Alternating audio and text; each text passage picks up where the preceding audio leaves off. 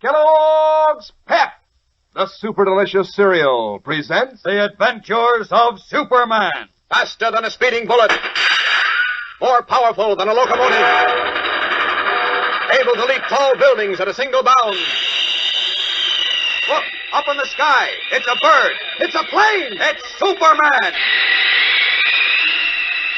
Trapped by the Atom Man and his sinister ally, the fat man known only as Sidney, both of whom are aware he is Superman and plan to starve him to death, Clark Kent lies in a secret cellar under the garage of Sidney's secluded country house.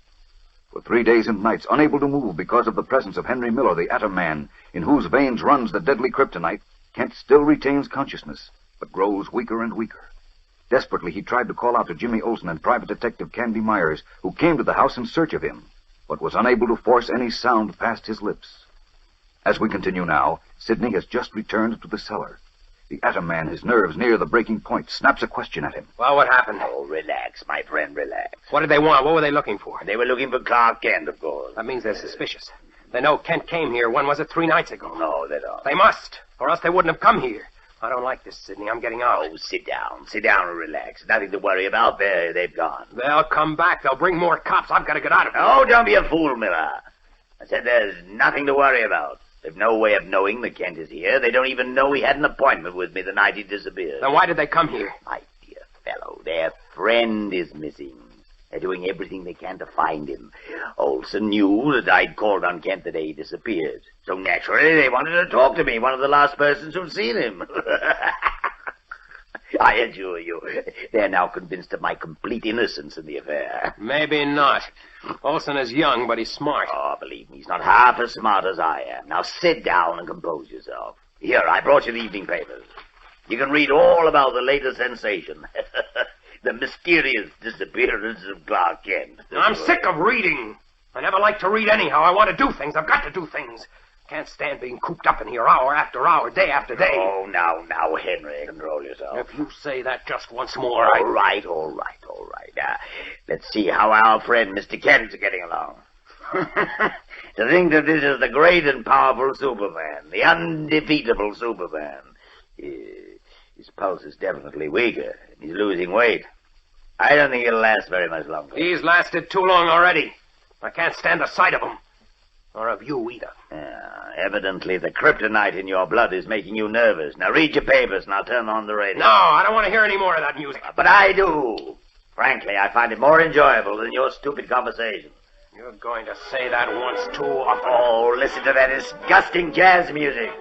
When Superman's dead and we are giving orders to the world, I'll have all dance orchestras abolished. That's better.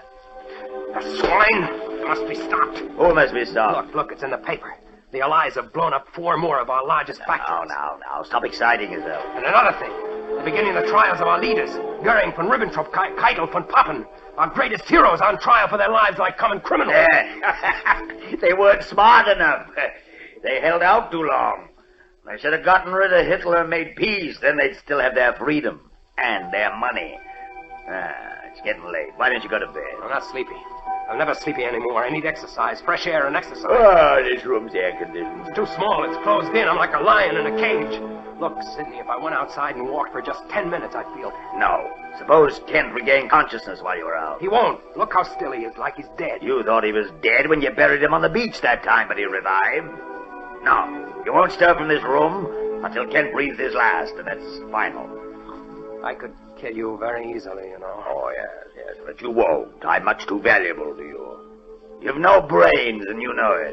You need me to direct you. That's what you think. We interrupt this broadcast to bring you an important announcement. Shut that radio! Fire! There is still no news of Clark Kent, star reporter for the Metropolis Daily Planet, who disappeared mysteriously 3 days ago. Quite right, my friend. Late this afternoon, Perry White, editor of the Planet, announced that he has increased the reward to $25,000 for any information leading to the discovery of Kent's whereabouts. We will continue to interrupt all programs to bring you any further developments. We now return you to the evening hour of immortal music. Wouldn't Perry White be surprised if he knew he was offering a reward for Superman? I don't like this, Sidney. $25,000 is a lot of money.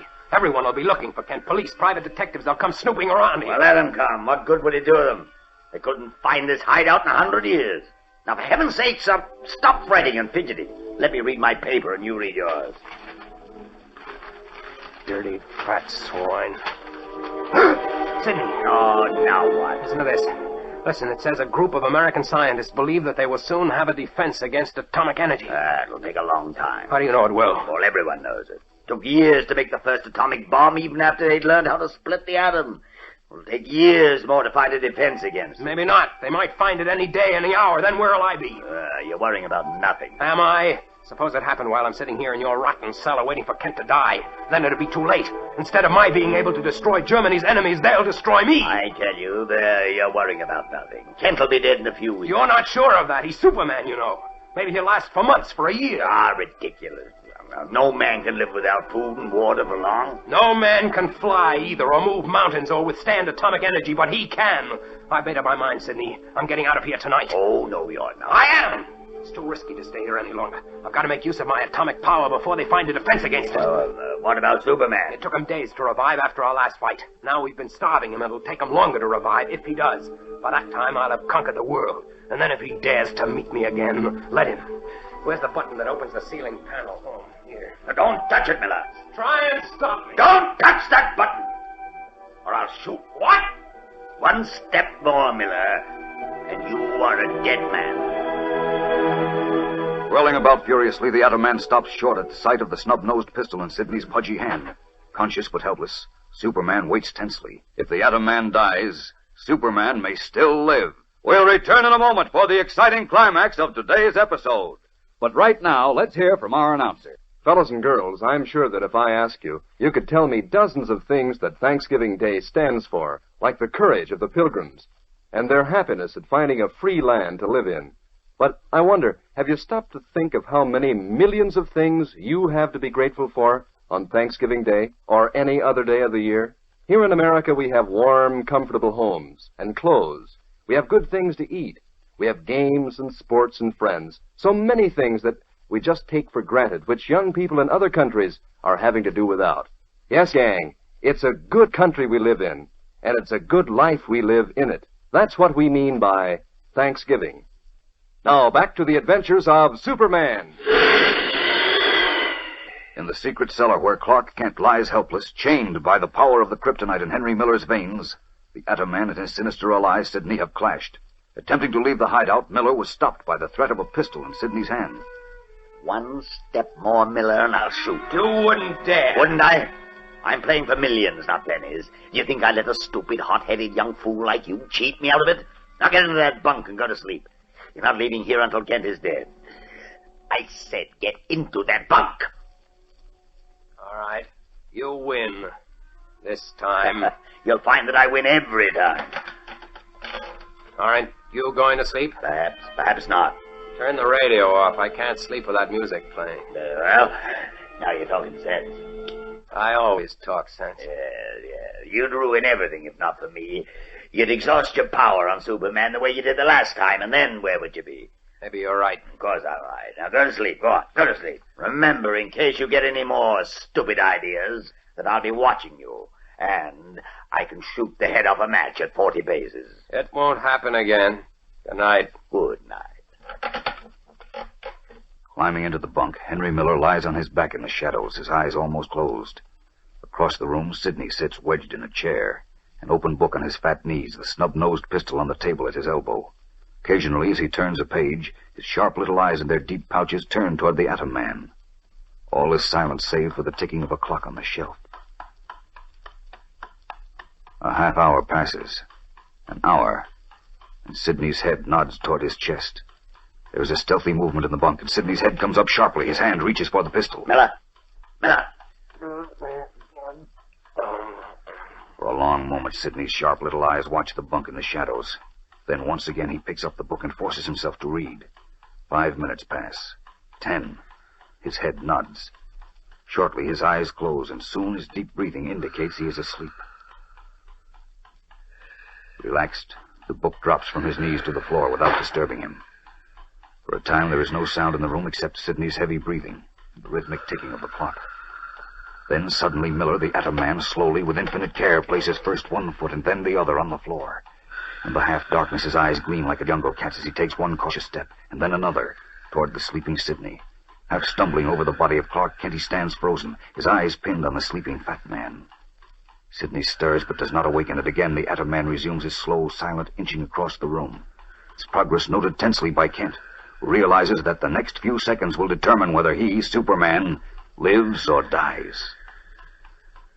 Only a few feet from his fatal eye now, the Atom Man coils himself to spring, and in that moment Sidney lifts his head, his eyes open, and he snatches for his revolver. No, you don't. Run! Furiously, Sidney and the Atom Man tangle, overturning the chair and crashing to the floor. This is a battle to the death with Superman's life hanging in the balance. Don't fail to listen tomorrow, same time, same station, to the adventures of Superman. Faster than a speeding bullet. More powerful than a locomotive. Able to leap tall buildings at a single bound. Look, up in the sky. It's a bird. It's a plane. It's Superman. Fellows and girls, be sure to follow the adventures of Superman. Brought to you every day, Monday through Friday. Same time, same station, by the grand old Kellogg Company of Battle Creek. And for other thrilling adventures of Superman, see your local newspaper. Superman is also a copyrighted feature appearing in Superman DC Publications.